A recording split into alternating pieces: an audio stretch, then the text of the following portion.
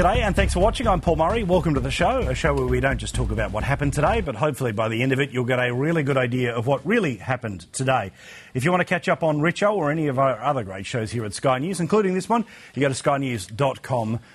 If you want to be part of the conversation, and that's a big part of what we do each and every night, you can use the hashtag of PM Live on Twitter. You can always send me an email directly to the desk, no filter, that's pmlive@skynews.com.au. And if you're on Facebook, just go searching for Paul Murray Live and like us.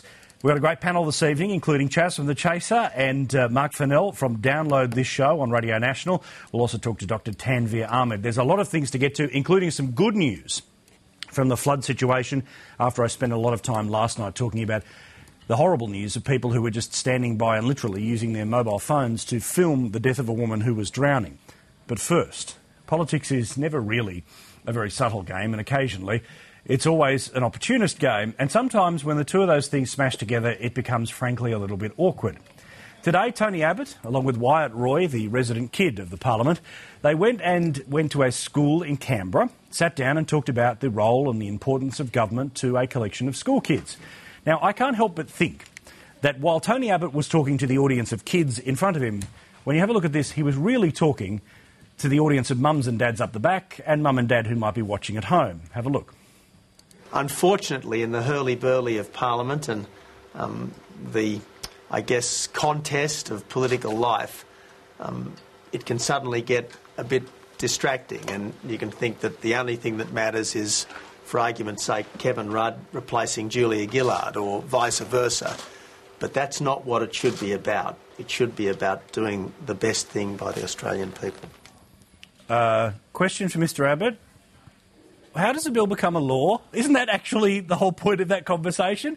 Wow, that is intensely awkward. Effective because no doubt it ended up on all the 6pm news, just like the Dirty Harry comment, and all the journalists who will be running around Canberra thinking of themselves to be far more important than at times they actually are. They all fell for that trick. I saw it for what it was, a pretty cheap little stunt. What did you think? The hashtag PM Live, emails pmlive@skynews.com.au. But don't worry, my scorn is bipartisan this evening.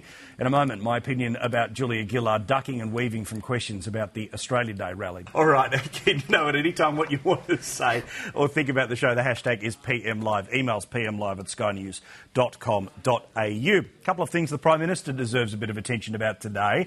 Now, they decided to sign off today, that being the federal government through NBN Co. They signed off on sending up not one but two new satellites that will help deliver satellite broadband into regional areas. These will cost over $600 million, about $620 million. Now, a couple of issues that I have with this is, first things first, there is already satellite broadband in the bush. Largely, it is pretty effective. Now, obviously, everyone wants better and faster broadband speeds, but that's what I thought that little blue line was for. Clearly, that would cost way too much money to literally connect every single remote community. But the other kicker in all of this is that over $600 million isn't going to an Australian firm. It's going to an American firm. Now, surely there is some company somewhere in Australia that might be able to provide this service. Or dare I say, some of the $600 million could be used to research and development to actually create an industry where we could have our own satellite and send it up there. But honestly, when the government is on the very same day talking about going into budget surplus, I've got an idea. Save $600 million and just stick with the current broadband scheme that we already have in the bush, especially the satellite stuff, which is relatively effective. The landline stuff is terrible, but I'm keen to know what you think. The hashtag is PM Live. And the Prime Minister as well today largely dodged the debate about Australia Day, her staff's involvement, and exactly what she thought of the protesters. You saw Christopher Pyne, he whacked away for the best part of 10 minutes. The Prime Minister pushed back, but there was no further debate than that. Perhaps the most interesting thing to happen today in Parliament was that Andrew Wilkie finally crossed the floor and voted against the government. But of course, ultimately, that doesn't really matter now, does it? Can you know what you think? Email pmlive@skynews.com.au. Now, as we speak, there are hundreds of thousands of kids who need our help. There are kids who find it very difficult to go off to school with brand new uniforms, textbooks and all the rest of it, and the Smith family want to do something about this. Liz O'Brien is joining us from our Sydney studio. She is from the Smith family and she joins us now. Liz, good evening to you. Hello, Paul. It is your back-to-school appeal that's happening right now, and I want people to know about this, and I want people to donate as much as they can to this tonight. I got the numbers relatively right. It's over 600,000 kids who start off the school year already behind the 8 ball. That's exactly right, Paul. There are 600,000 kids we know living in Australia today who are financially disadvantaged and struggle really just to get access to the basics. So when it comes to educational expenses, they really fall behind, and they struggle to get access that their more advantaged peers can. So things like books, excursions, a uniform, they become luxuries in households where there is such disadvantage. Now, without driving home too much about my personal life, I was one of those kids that went through that experience where, to be honest, most excursions you didn't go on, or if you did, I was one of the kids that did have to go up to the principal and desperately ask for the exemption when it comes to paying for these things. The embarrassment that you feel when you're one of these kids is quite profound, let alone the disappointment that parents must feel if they can't provide the same education experience that literally millions of other kids get all the time. That's exactly right. And we know that all parents want the best for their kids, but they struggle to give them what they need, and they see that their child feels left out, that they fall behind, that they're struggling to fit in, and we know that pattern can actually persist all the way through to adulthood and follow them to a lifetime of underachievement and to repeat the same cycle in the next generation. And those parents need our support, and those kids need our support so that they can access those educational essential items and have the same opportunities that all Australian kids deserve. OK, so if anyone watching us now gives the $20 or $50 or maybe even $100, where does the money go, and how does it end up practically supporting a kid in a couple of weeks? Well, the 100% of the sponsorship money goes directly to support the child with their financial expenses, but in addition, they'll be linked to a Learning for Life worker in their community who will provide them with emotional support, will encourage them with their educational activities, will link them with programs that we provide for mentoring and learning support, and will link them with other opportunities in their community. And in fact, the amount is just $1.30 a day, or $468 a year to support a primary school child. And as I said, 100% of that sponsorship money goes directly to benefit that child. Now, we all know about the importance about sponsoring kids on the other side of the world. The situation here is that for that amount of money, you can literally sponsor a kid who might be in your city, even your street. Yes, and it's one of the things that we try to highlight with our back-to-school appeal, that sort of disadvantage exists right here in Australia today. And as you've already said, there are 600,000 kids who are living in jobless households in Australia today. Yeah, it's bloody tough stuff, and you want to make sure that cycles of poverty and ways of living can be broken, so every kid gets the opportunity to better themselves, and this is something that's a great idea. The website is smithfamily.com.au. I'll make sure that I tweet out the link directly. If you want to get that link, it is at PM on air.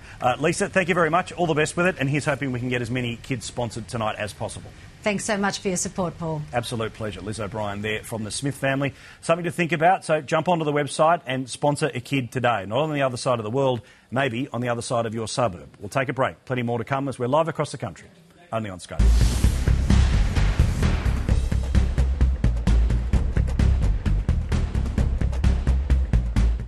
Thank you very much for watching us. If you want to be part of the conversation at any time, the hashtag is PM Live. Three gentlemen who are Twitter heavyweights compared to my good self, Jazz Licciardello from The Chaser. Nice to see you, my friend. Hello. Join the conversation. Join the conversation. Be part of it. Your comments matter. All of that stuff. Yeah. Dr. Tanvir Ahmed, hello. Nice to see you. Not sure about heavyweight on Twitter, Paul. I think I've sent a total of 60 tweets. Still, it's the beginning of something else. And a brand new show that is a must-listen on Radio National, but also can be downloaded, funnily enough, called Download This Show. Mark Fennell, I think top 5 podcasts in the country. Yeah, we broke the top 5 after 2 weeks, which was very surprising. Although it has to be said that I think iTunes rankings when it comes to podcasts... But just thank you. That's all we need. Okay, You're in the top 5. Thank you. Well done. Far be it for me to mention facts. It's No. fine. It's not like a news network or anything. Settle down. If you want to get our podcast, by the way, skynews.com.au.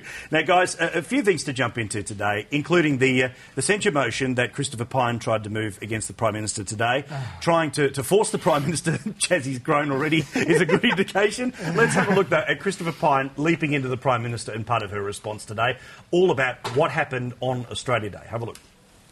Comparing her to Lady Macbeth, Mr Speaker, is unfair on Lady Macbeth. She only had one victim to her name. This Prime Minister has a list of victims longer than Richard III. Where is Mr Hodges? Is he in a witness protection program? He's gone to ground. We haven't seen him since his resignation. And yet he was very prepared to be up front on Australia Day. The member will resume his seat, the Leader of the House. Now, the Prime Minister got quite fired up about all of this. But, Chaz, let's just jump straight to the groan. What did you think of this today? And also sort of the decision for Christopher Pyne to go so hard as Lady Macbeth and all the rest of it. There's other stuff. This is the day where they announced they're spending more than $500 million on satellites. Yeah, like that's exactly where I was going to go. I mean, it's just the confected outrage is just pathetic. I mean, they've moved, 50 censure motions in the last 12 months? They've had more censure motions than Labor leaders. It's just ridiculous. And they're always so angry, and it's got nothing to do with anything. Who cares? Let's say they do have a black ops team, which... I mean, if they did, Tony Hodges would have told everyone anyway. But let's just say they do. Who cares? What's that going to do with anything? It's just processed crap. But to me, it seems that, and I've been critical of the opposition the past couple of days, there is some fair dinkum areas where you can beat the living out of your political opponents. Going back to Australia Day, going back to the carbon tax, linking things that aren't proven to be to the carbon tax. As I say, Mark, this is the day where they announced $600 million on satellites that will affect 200,000 people, or more importantly, less than 3% of the population getting slightly faster internet. This is true, and it's actually a very big deal. It's a very expensive deal, and it actually would make a very big difference to a certain number of people. Though, to be honest, I don't know why we're actually annoyed at Christopher Pyne. It's just Christopher Pyne doing his thing. The one I found was surprising was Andrew Wilkie, who actually had the temerity to say he thought a parliamentary debate would be a good way of reaching the facts of the matter. I'm sorry, when has a parliamentary debate ever been anything other than, like, low-quality dinner theatre? Seriously. Yeah, it's like that, though, isn't it, Tony? Where you expect a good push and shove, a serious debate, but honestly, the stuff that ends up making it out of the chamber, and that's the media's fault largely, is the most nonsense grab you could possibly come up with. Oh, this was such puff. But I'm really surprised they're going at it, because I think part of the reason Julie's numbers have gone up a little is I think she got a sympathy vote from the Australia Day stuff. And I'm actually surprised they're going at her so hard, because I don't think they'll necessarily get a great deal from it. Well, also, I want to go back and play the Tony Abbott grab from the start of the show, where I know politicians go out there and they're always about the photo op, and it's always about the audience that they're playing to. He went to a school today, he's making a point about politics, but I think he's really playing to the teachers and parents at the back of the room. Here again is Tony Abbott. Have a look. Unfortunately, in the hurly-burly of Parliament and the, I guess, contest of political life, it can suddenly get a bit distracting, and you can think that the only thing that matters is, for argument's sake, Kevin Rudd replacing Julia Gillard or vice versa. But that's not what it should be about. It should be about doing the best thing by the Australian people. Did you see what he did there, kids? Yeah. I mean, that's skillful. You've got to give him that. Managing to put in a kick by saying, let's not put in kicks. Yeah, exactly. And it's that thing where, look, it's not exclusive to Tony Abbott. It'd be Julia Gillard doing the same thing. The use of props in politics has forever frustrated me. Are there particular props that, in Australian or American politics, Chazzy, and I know that's your current focus, where you just turn around and go, seriously? Like, is anything not a prop to a politician? This is not so much a prop, so much as actually it's off something else that's been talked about recently. Is something which really gets me down is the way they turn the surplus deficit issue into just a slogan. Mm-hmm. Like sometimes it's good to have a deficit. Yeah, surplus is not always good, and surely what's much more important is how you spend the money than whether is it good to have a $10 million surplus if you waste $100 billion? Mm-hmm. Like, I just hate the way we're turning basic economics into just shouting matches. Well, absolutely. We'll get into the costing stuff a little bit later, but it is that thing though where our attention span seems to be, shorter than ever. And look, we've talked about the nonsense of today's politics before the actual substance. But Tanny, basically, who are they playing to? Are they playing to the dumb media or the who cares? We're being hard on Tony. I know he slipped in the leadership stuff, but I don't think he's making an invalid point that the politics can be dominated by these, obviously battles, especially leadership battles that can, take up all the air. And he's trying to make a point about why people may go into politics. I think we're being harsh on him there. Don't worry, Twitter will be standing up for him. There'll be plenty of people on the hashtag, mate. All right, they're already yelling at me because I haven't spent the full hour hooking into Julia Gillard, so I might do that now. Let's have a look here. Again, the announcement about this NBN satellite. It's more than $600 million. I think something will be made of the fact that it's not going to an Australian firm, it's an American one. Here is the Prime Minister and then the Shadow Communications Minister, Malcolm Turnbull, who thinks we're going for the Rolls-Royce option when, to be honest, we don't really need it. Have a look. It will enable them to get information, get it at speeds that are faster now than many parts of our cities in Australia. It will give them access to technology in the way that other Australians are getting better access to technology. A different approach, but better access to the way that the world will work in the future. There is more than enough capacity on existing satellites, that's existing satellites available for lease, and satellites that are scheduled to be launched already, to provide broadband services to the several hundred thousand customers in rural and remote Australia. Now, Chaz, what do you think about the idea of, the Gillard One? It's about to make its way into the skies after cleaning up the planet with the carbon tax. Now it's time to take on the new frontier. Within the space vote. Look, in theory, I think it's good for the government to provide broadband for the country because that's where the whole market breaks down. In the city, the question with NBN is obviously the city because the city often will take care of itself, but the country, they won't take care of themselves because they don't have enough people. But I think Malcolm Turnbull makes a fair point there. If he's telling the truth, there's enough capacity already, then I don't really see the point. There's value in the government owning the infrastructure, though, and I think that's the difference here. There's value in the government launching something that they can actually own. And on the complaint about it not being an Australian company, that is grade A crap, because there are 5 companies in the world that Australia can make it. Yeah. Exactly. There are 5 companies in the world that can do it. Dick Smith could probably claim it. I'm sure he would, and provided a reduced rate. 3 of them are American, 2 of them are European. Like, who actually operates it is a separate issue, but it's going to have to be built overseas anyway. OK, but look, the thing is that I think that the strongest argument the government can ever make about the NBN is we're going to build the physical infrastructure in order to own it and sell it later. Fine, fair enough. But when you're talking about already the size of this thing, that it's anywhere between the 30 to the low 40s in billions of dollars. Now, a tick up of just $1 billion, we can all agree, is a pretty serious chunk of change. When you're having the one argument saying, we need to cut back, we need to literally, the government earlier had not enough money to take care of people in Queensland after the floods, that they had to introduce the Medicare levy. They had to go and get an extra tax to do basic government function.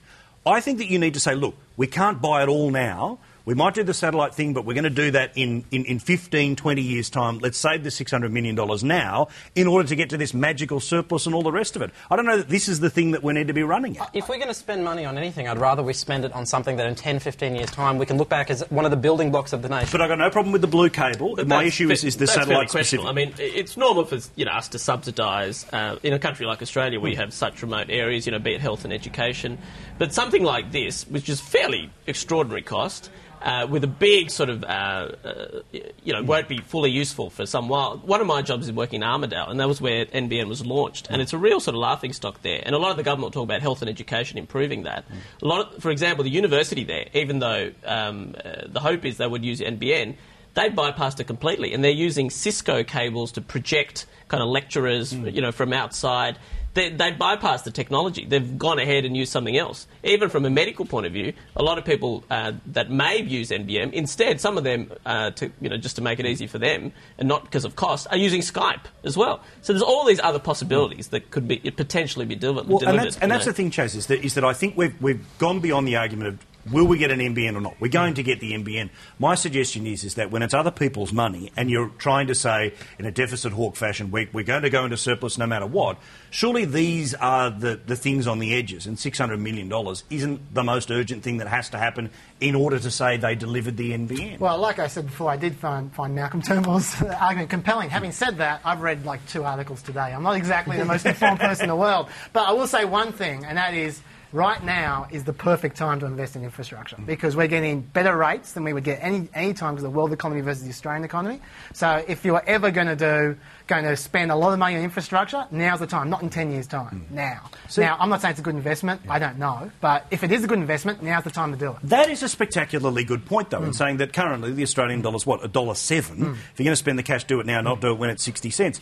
Prime Minister, where was that one today? It wasn't there. All right, guys, now let's turn our attention to, again, a little offshoot of a story that was around last week. The intricacies of the case, frankly, yawn me out, despite how important they are. But basically, Optus has been able to win the rights to show slightly delayed, like 2 minutes, delayed sporting matches on its mobile phones. Telstra had done individual deals with the NRL and the AFL to give it exclusive phone rights. Now, there is currently a conversation amongst the government about changing the law to match the deals rather than wait for the courts to slowly undo all the deals because, as you know, Mark, this is a huge area of revenue for the sporting codes now, is to slice off and do exclusive deals with these things. And as the technology gets better, this largely is the way a lot of people will be watching the game, not just texting about it. Yes and no. Okay, so here's the thing. Damn you, Radio National people. I know. No, look, you're right in some ways. It's obviously a huge amount of revenue for the different sporting codes, but not necessarily audience. My theory is that Telstra is fleecing the sporting codes. They've done this big-ass deal where they're selling, very expensive rights to phones, but I don't know exactly how many people are watching on phones. And I'm willing to bet that most people, and what's the biggest driver of, big, giant, flat-screen TVs like this? Porn. Sport. Oh, Sport. Close. Maybe your place, but it's sport. People buy big TVs for sport. I reckon if you're watching sport on a phone, you're doing it as a last resort. And the reality is that decision that was made, what it actually does is it actually stays in keeping with what we already do. It's actually staying in keeping with taping things off television, taping things off TiVo. It's about time shifting. But 2 minutes. I mean, but the principle is the same, and the amount of money that... There was a big case around, remember when Sports Tonight started? And bang, they would use the footage from all the other networks, and the panel too, Rob Sitch and their group, similar thing, and all the other networks took them on because they were using their footage only an hour later to basically build an entire show around. And to me, it's a similar sort of thing, but obviously it threatens some very big money deals, and that's why... And now television is entirely made out of clip shows. Well, exactly. Jazzy? Actually, I think there's something to what Mark's saying, which is, let's face it, you're not going to sit in front of your TV and watch it on your phone, are you? You're only going to watch your phone when you're out in the middle of nowhere and there's no TV. Now, if you're going to watch on your phone, you're going to watch Telstra, which is live, or Optus, which is 2 minutes delayed. You're going to watch the live one, aren't you? Yeah, if you've got the choice, exactly. And if you've got a satellite dish attached to the back of your car, you can potentially pick up the NBN at the time. Just saying, it's an option. Look, that's how it works, phones are going to get better and better. I often, having young kids, they all demand certain shows, and I find myself often in one kind of watching the cricket on my phone. On the couch. Oh, poor Tammy. All right, we'll take a break. There's plenty more other things to get to, but we need to talk about this. The Prime Minister has given a little bit of a baby present to Penny Wong, and it's something that she knitted herself. There's other stuff to get to, but this nonsense must be dealt with. We're live across the country on Sky News.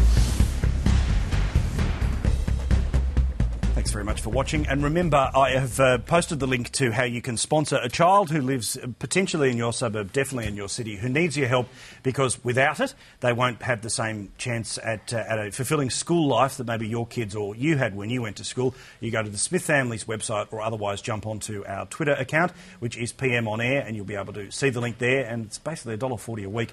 Why wouldn't you think about doing it in the next little while? They certainly need it. Dr Tanvir Ahmed joins us at the table, along with Mark Fennell and with Chasla Chidello. Gents, I mentioned this, the big story today, that a lot of people got very fired up about, and when I mean that, I mean a few people tweeted it and thought this was funny, was the Prime Minister did give a baby present to Penny Wong, the Finance Minister. It was a little brown thing that she knitted herself for the kid, chose brown because she didn't know whether it would be a boy or a girl. So she went for poop colour, really? Yeah, that's what I'm saying. It's a lot of poop for babies. Yeah, apart from anything else, it's the uninspiring neutral colour that I have my issues with. Who knew the Prime Minister knitted? Well, as a cardigan-wearing Radio National presenter, I'm offended by this. Yeah. Why is this even a story? Am I the only person that read this and went, really? That's a story? The Prime Minister knitting on the holidays. I'm interested in that. I am interested in how she spends the holidays. But one thing I found... I guess it's more like if Jennifer Aniston did it, that'd be news. So similar thing, a Prime Minister does. This is more just our politicians as celebrities. But the commitment of this program is to tell you everything that happened today. We give it its reasonable value, which means we now move on. Now, I want to talk about another story, celebrity story that ran around today in the confidential sections of all of the newspapers. A one-time Miss Universe contestant, Rachel Finch. Now, she put her hand out for $8,000 to make an appearance at Mccarthy Day. The even weirder thing on top of that, that's the most edifying footage we can find of her, is that... McDonald's actually paid this. Now, simple question, gents. You're all gentlemen of profile, and at some point in time a charity has come knocking saying, hey, can you do something for us? I genuinely think this. Anyone who puts their hand out for an appearance fee for charity, self-evident, that's pretty disgraceful, because I think whenever they've come to me for occasions, I think that to do the appearance fee or anything like that, you're effectively taking money from the whole purpose of the evening or the event.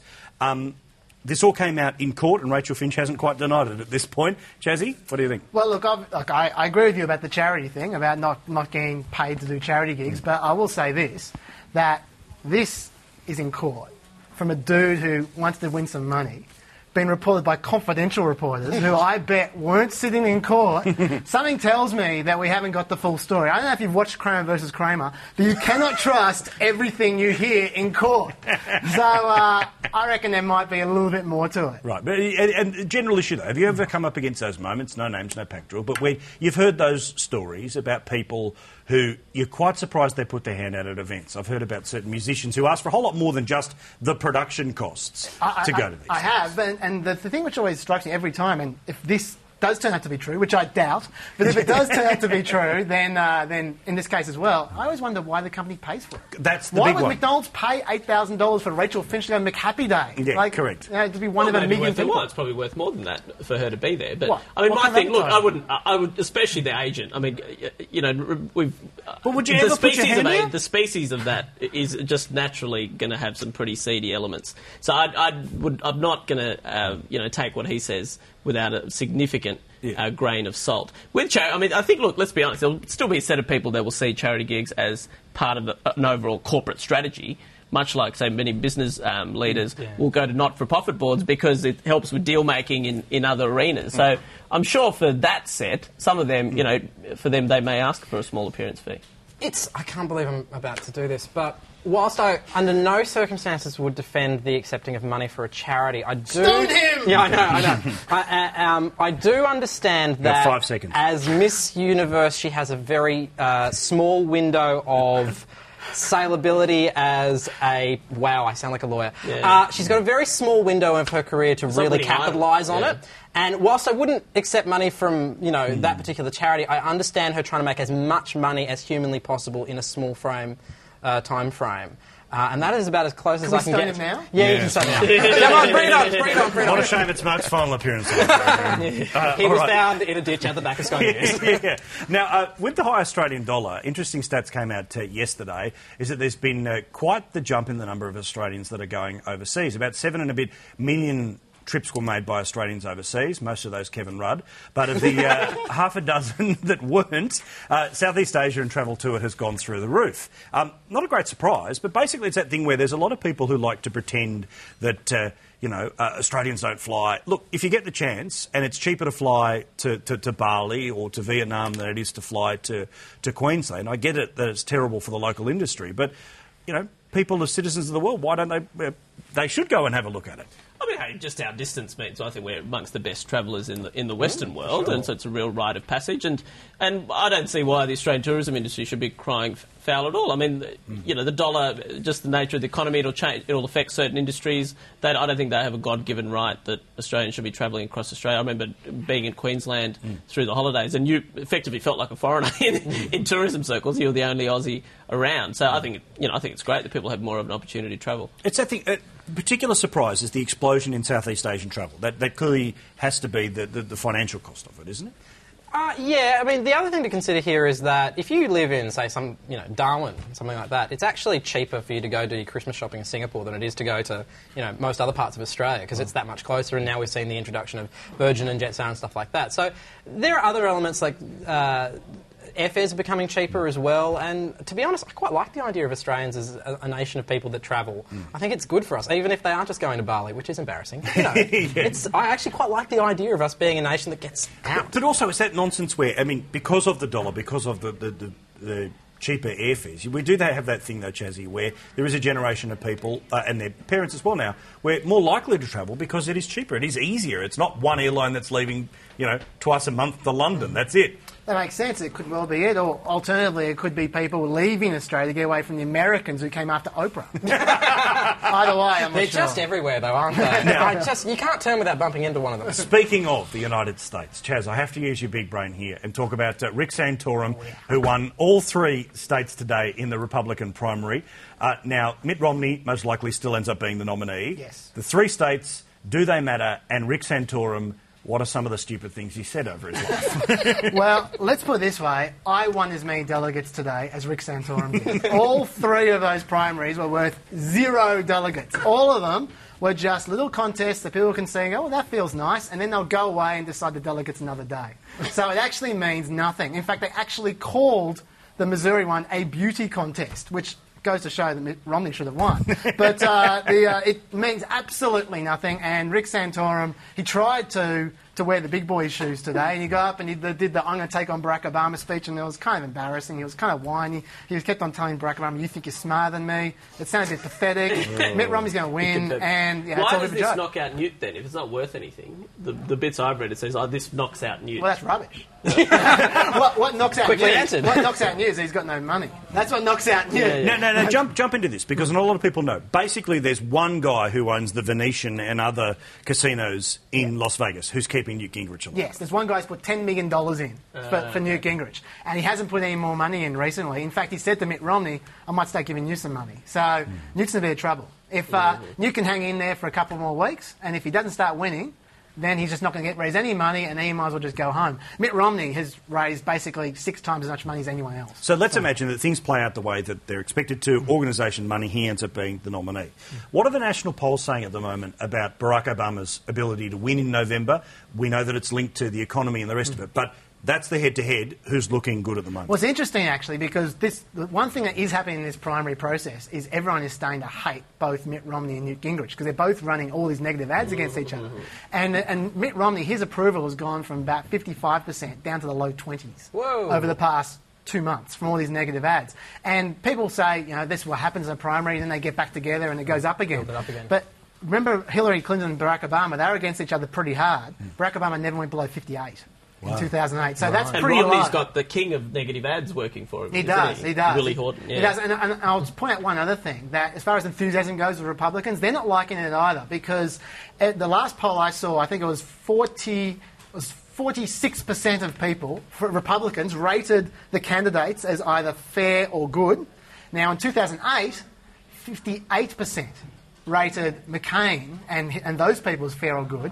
And they hate them now. Wow. In hindsight, they all hate McCain. So that goes to show how little enthusiasm there is for all of them. Fascinating. Now you know why Chaz and I talk about this for hours and hours. Sorry, and hours. One last can I just point. point one more thing? Of course you can. The really big news is that Barack Obama, and not many people are talking about this, Barack Obama has gone hard on the super PAC.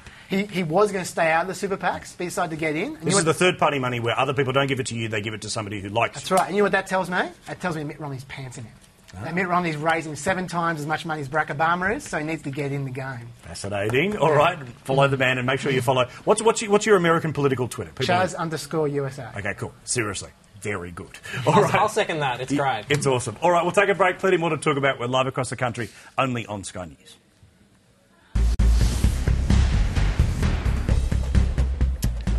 All right, thank you very much for watching. The Herald Sun has got a spectacular photo gallery that I wanted to show you before we move into the rest of our conversation. It was a global prize for pretty innovative photography. Let's have a look at some of these. They are pretty impressive. That is a representation of base. There's some wonderful photos from right the way around the world of clever lighting tricks and all the rest of it. I just wanted to draw your attention to it. It is quite spectacular, that alone. I was quite jealous about people who can achieve these things. That's Coney Island. You're able to have a look at those on the Herald Sun's website, heraldsun.com.au. Now, a hearing conversation with Chaz Licciardello, that's all of his fans who were gathering at his most recent DVD signing, Tanvir Ahmed and Mark Fennell. Now, Mark, I want you to throw on the movie reviewer hat here for a second, if you will. It's a beret, so you just have to visualise. I want you to be that movie guy for a second. Daniel Radcliffe, otherwise known as Harry Potter, has said that the Academy Awards basically won't support anything that isn't a sort of wanky movie as directed by Martin Scorsese. That's largely true, but that's also because his movies are better than Harry Potter movies, isn't it? Well, no, in this instance. I'm going to go out on a limb and say I actually thought Harry Potter and the Deathly Hallows was a better film than Hugo. I think Hugo has some wonderful elements to it. I think it's a really great film about the origins of film. I think it's a really great film about magic. It's not that great a fantasy film. I thought they've literally said to one of the actresses, a fantastic actress named Chloe Moretz, they've literally said to her, can you just be Hermione Granger? Because that's what she's playing. And I think in this instance, Harry Potter, I mean, it means an incredibly large amount to a lot of people, and that particular last film was beautifully constructed with some wonderful storytelling and some wonderful acting, and I actually think it's a better film. And I think if you can give an Oscar nomination to The Return of the King all those years ago for Lord of the Rings, I actually think you can bloody well give one to Deathly Hallows. And given frankly, they gave an Oscar nomination to War Horse, and a War Horse, the whole first hour of that movie, you can pretty much sum up with a kid staring down the barrel of the camera going, please sir, don't take away my horse, we ploughed a field of turnips together. Whole freaking hour of a film is just that. If they can give one to War Horse, they can bloody well give one to Harry Potter. And they also had a spot left. I mean, there was 10 nomination spots. They only came up with 9. I was going to say, if I could take over this interview for a second, I was just wondering, forgetting Hugo and Warhorse, I don't mind. Can you not name 5 or 9 better films made in 2011 than Harry Potter? Yeah, I bet you can. Tinker Tailor Soldier Spy, Drive. The Oscar nominations this year are the most disappointing Oscar nominations I've seen in about 5 years. So the issue then isn't Hugo. The issue is Daniel Radcliffe should get off himself. I think Daniel... That's true. But he's trying to say lots of people watch it. We're almost debating elite taste versus But see, we've talked about this before in relation to the actors. They were lucky this year that Red Dog was a movie a lot of people have seen. Oh, but they only gave it that one award. They didn't give it any bloody thing else. They gave it almost as though, like, unwillingly. I tell you what, the bit that kills me about the Oscars this year, Melissa McCarthy is nominated for Bridesmaids, which I thought was a rubbish movie, but also she's just playing Zach Galifianakis in this.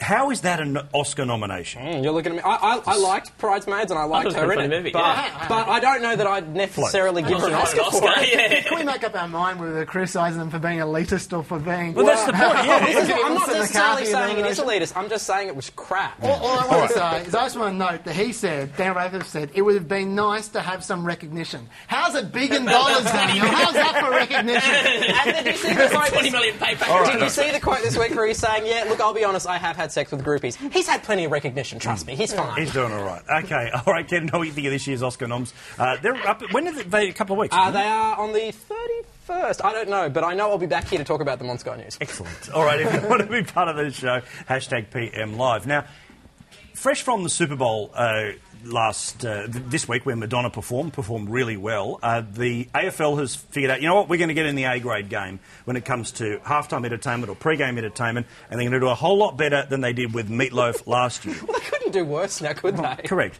The Herald Sun is reporting that Bruce Springsteen, when he's in Australia, will be part of the grand final entertainment.